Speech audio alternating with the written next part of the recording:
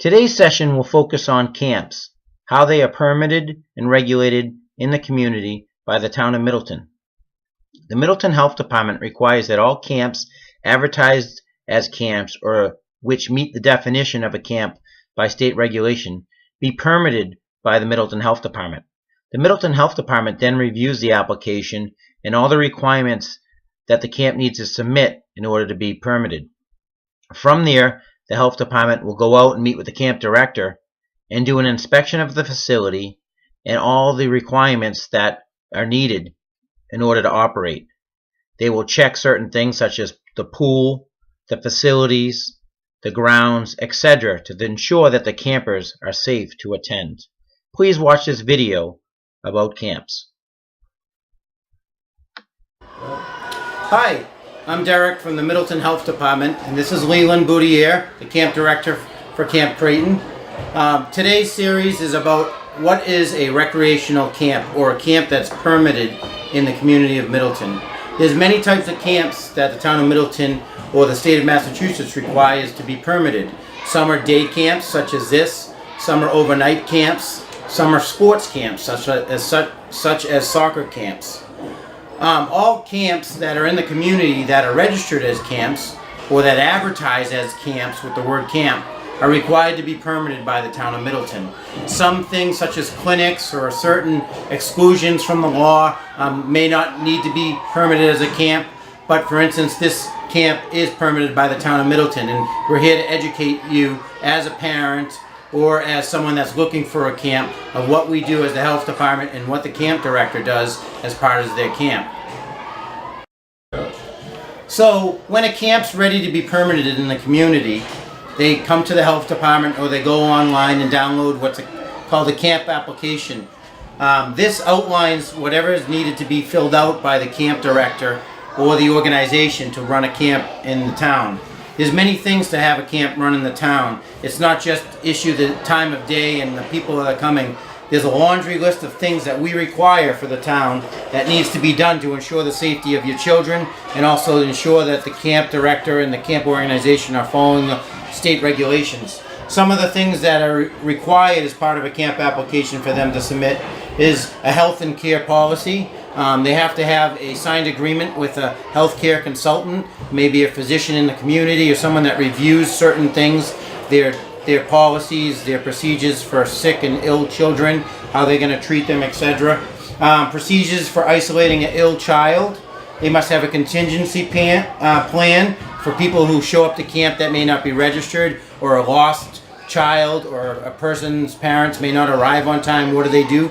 They have to have written plans that we have to review as the health department to ensure that they have the proper measures in place for any situation that arises. They also have to have developed emergency plans such as a fire evacuation plan, a disaster and emergency care plan, a lost camper plan, a lost swimmer plan, a traffic control plan, even a discipline plan. You know, kids are kids, so sometimes there has to be some type of discipline, and that has to be executed. So we look at those things. Some of the main things we look at is like Corey, the camp director is required for getting criminal offender record information and sexual offender record information files from the state for all the staff, for their volunteers, their junior helpers, etc. that all want to work at the camp. They must apply for that Corey form, and the result comes to Leland, and he has to review them and exclude anybody that has a record of some sort.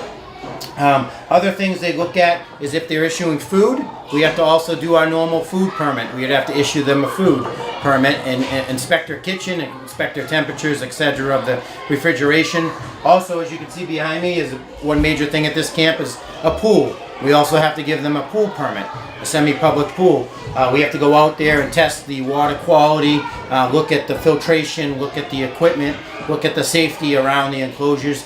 That's all part of a camp inspection. So there's many things, including many more that I haven't discussed, that are part of the requirements. So Leland, for instance, give us an example of like what you have to do for kids that want to come swim for the first day or the first time or each day. Sure.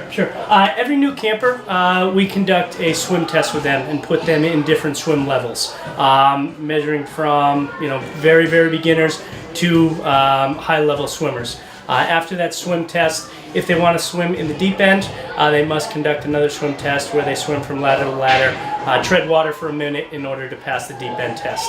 Then throughout the summer, we're conducting swim lessons with them, trying to gain skills and increase their swim abilities. Also, tell me about the staff ratio to campers. Like, you have junior staff and senior staff campers that oversee the little campers. What is that typically the ratio? Yes, so state requires 10 to 1 camper to staff ratio. We like to have it less than that with our younger campers. We'll put more staff in with those groups. Just the 6-year-old, 7-year-old, 8-year-old groups tend to need a little bit more help with different activities throughout the day. So we have larger amounts of staff with them, but are always certain to make sure that we're meeting our 10 to 1 staff to camper ratio. Okay. In an event you have a lost camper, what do you do? Is there a whistle or horn, or how does everybody know that attention needs to be listened to? We have our emergency procedures. We have an air horn that we will signal. During our orientation, all the staff is made aware of our emergency procedures. Getting a group together, getting them seated, quiet, taking their attendance, and then going through our procedures, identifying that camper, and then following through on our procedures. After that, I tell the staff that if they're losing a camper, then they're not doing their job. So that is one of the things that we certainly go over during orientation. Right. And how many years have you been a camp director, Leland? This is my 17th. Okay. So that is a great thing that we like to hear as the health department. A lot of times we may get brand new camp directors. It's an okay thing, but we have to work with them for them to understand. So having somebody with 17 years of experience, they've been through pretty much every situation that they've written a plan for, probably over 17 years. So that comes with a lot of experience and a lot of response action that is good for the camp. So that's it for right now. We'll talk about immunizations in 1 minute. Hi. As part of the camp inspection, pre-open inspection, one of the requirements is to review immunization records of not only staff, but the campers who arrive. So during the camp inspection, we actually bring our public health nurse, Tracy Mello, with us along on the camp inspection, and she does the immunization checks. I'm going to let her discuss that in more detail. So when I come, I ask Leland for the immunization records. Most of the time they're all up, they're provided. When I get here, there are a few stragglers, but we do get them in before the camp starts. So when I look at one of the records, I'm looking to make sure that they have a current physical and up-to-date immunizations. I'm actually looking for the MMR, the measles, mumps, and rubella, as well as a Tdap, make sure that they're current. As well as all the other ones, polio, Hib, but those are the ones that I kind of look at the most, and varicella as well.